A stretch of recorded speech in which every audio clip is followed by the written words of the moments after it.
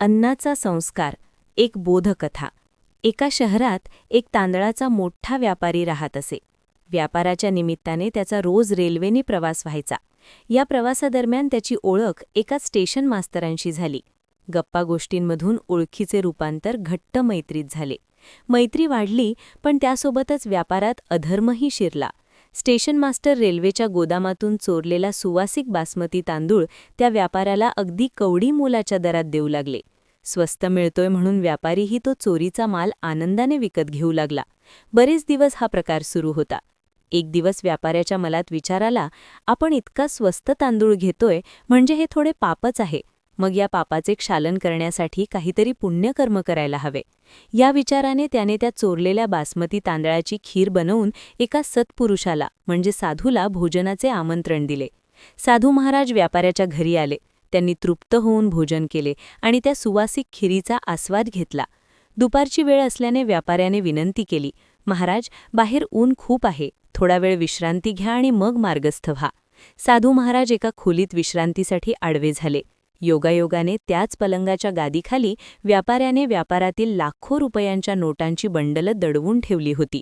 विश्रांती घेत असताना महाराजांच्या हाताला नोटांच्या बंडलांचा स्पर्श झाला. अचानक त्यांच्या मनात विचार आला, या व्यापाऱ्याकडे तर अमाप पैसा आहे.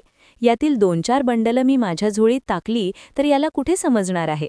माझ्या आश्रमाच्या कामाला येतील. ज्यांचे मन कधीच कशात अडकले नव्हते अशा साधू महाराजांची बुद्धी त्या क्षणी भ्रष्ट झाली आणि त्यांनी खरंच काही बंडलं चोरून आपल्या झोळीत टाकली. संध्याकाळी ते व्यापाऱ्याला आशीर्वाद देऊन निघून गेले. दुसऱ्या दिवशी व्यापाऱ्याने पैसे मोजले तेव्हा त्याला मोठी रक्कम कमी भरली. त्याने घरातील नोकरांवर संशय घेतला आणि त्यांना मारहाण करायला सुरुवात केली. इतक्यात तिथे ते साधू महाराज धावतच आले. त्यांनी आपल्या झोळीतून नोटांची बंडलं काढली आणि व्यापाऱ्यासमोर ठेवत म्हणाले, या निष्पाप नोकरांना मारू नकोस, हे पैसे मी चोरले होते.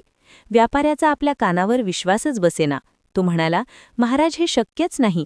कदाचित माझ्या नोकरांनीच हे पैसे तुम्हाला दिले असतील आणि आता तुम्ही त्यांना वाचवण्यासाठी स्वतःवर आळ घेत आहात. साधू महाराज डोळ्यात पाणी आणून म्हणाले, नाही शेठ, मी खोटे बोलत नाही. काल माझ्या मनात खरोखरच चोरीचा विचार आला आणि मी हे कृत्य केले. पण मला एक सांग, काल तू मला जी खीर खिलवलीस ती नक्की कशाची होती? व्यापाऱ्याने हात जोडून स्टेशन मास्तरांकडून घेतलेल्या त्या चोरीच्या तांदळाची सर्व सत्य हकीकत सांगितली. तेव्हा साधू महाराज म्हणाले, आता उलगडा झाला. चोरीच्या अन्नाचा अंश माझ्या पोटात गेल्यामुळे माझी शुद्ध बुद्धी मलिन झाली आणि मला चोरी करण्याचा मोह झाला. आज सकाळी जेव्हा त्या अन्नाचा प्रभाव ओसरला तेव्हा मला माझ्या चुकीची जाणीव झाली. अन्न तशी बुद्धी हेच खरे.